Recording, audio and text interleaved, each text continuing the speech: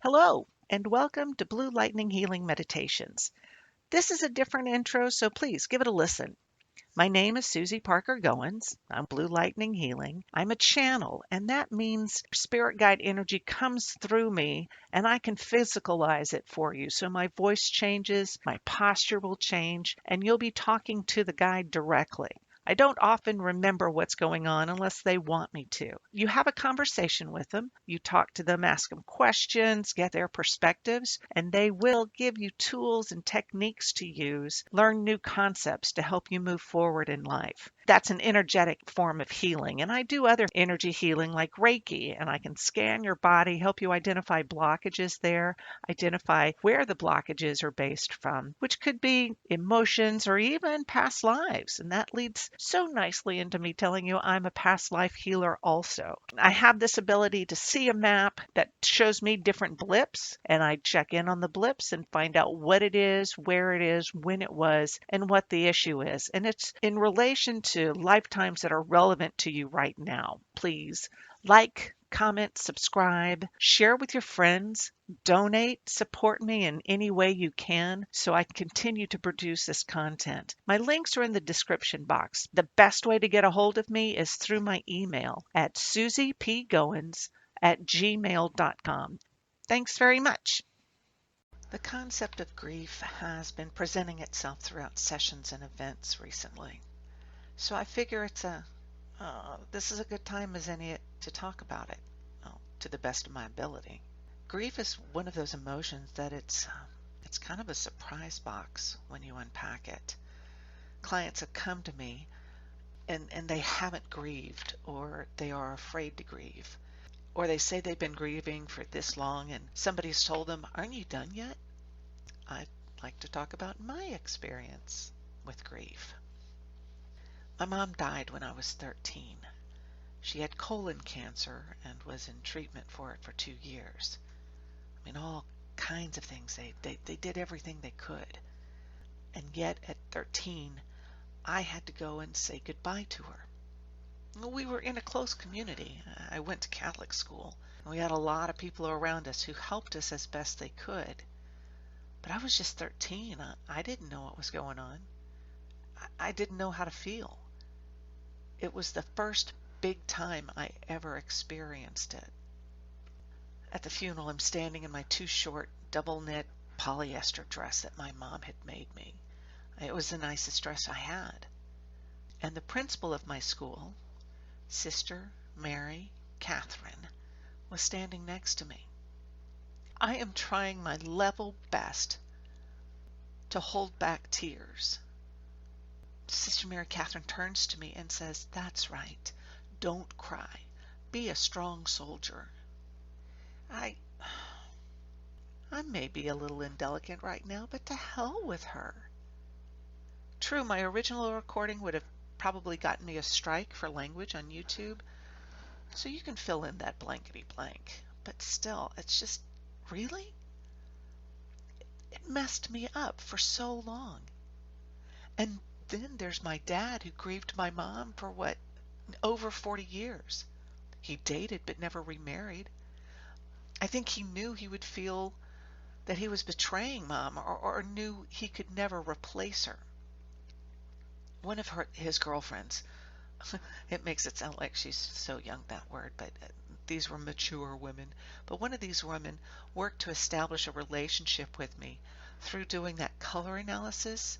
It was the 70s when people were trying to find the colors that suited them best. One program put you in seasonal categories. I'm a spring. Oh, I'm a summer. I'm a whatever. But I was not at a place where I could be open to that. Another time I hollered at my sister that I didn't need a mom. I wanted a sister. That stopped her in her tracks. Yeah, grief is a lot to unpack. Back to my dad. He never forgot mom. Even in his later years, when he was in that dementia state, he would ask where mommy was. People would tell him, "Well, she died." And he would grieve, his head in his hands, the tears coming down his face. He grieved all over again. And then there was the added layer of having forgotten. It got to the point that people would say, "Oh, she stepped out. She'll be back in a minute." Then there were friends of ours, um, my mom's closest friend, and one of her children died unexpectedly. She sat next to my youngest sister at one of my bridal showers, fresh from the beginning of her grief, and she asked my sister, "How do you deal with all the grief? When does it stop? When do you stop being sad?" My sister's response was that the grief never really goes away. You just get used to it. So now when I'm talking to these clients who are dealing with grief, some of them have said, like, my person's been gone for 6 months, or died and nobody told me, or has been gone for years. And then there's someone who's telling them it's time to wind it up, time to wrap up your grief, time to move on. I have a problem with that. Grief is part of the process when one realizes that the physical we are in has an expiration date.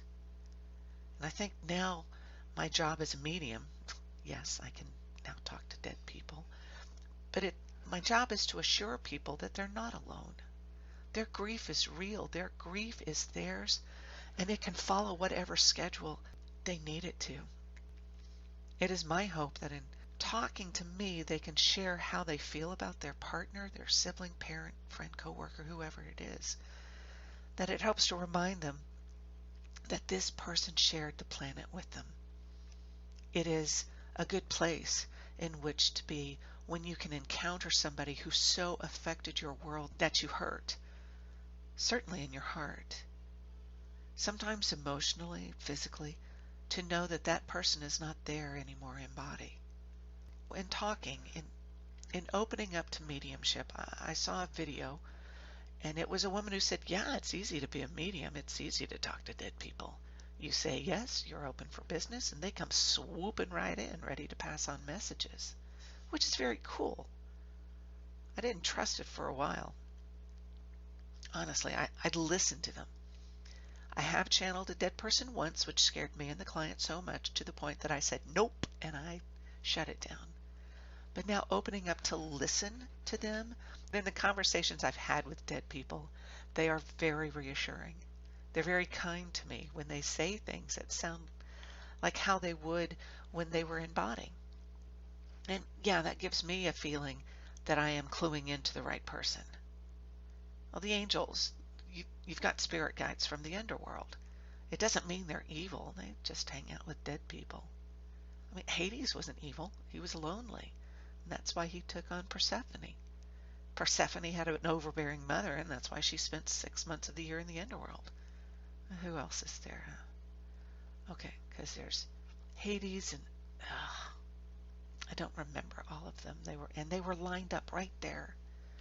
Azreal, that's the one. Azrael's the one, and he's a protector of souls. He's going to come through. Give me a minute. I'll see you on the other side. Greetings. I am Azreal. I am a guide for beings who are crossing over. Those souls who are remembering who they were before they were in the physical. In sessions this one has had, she felt I was the sad guy at the office, the quiet one. I would offer up that I see a part of people that they are afraid to see.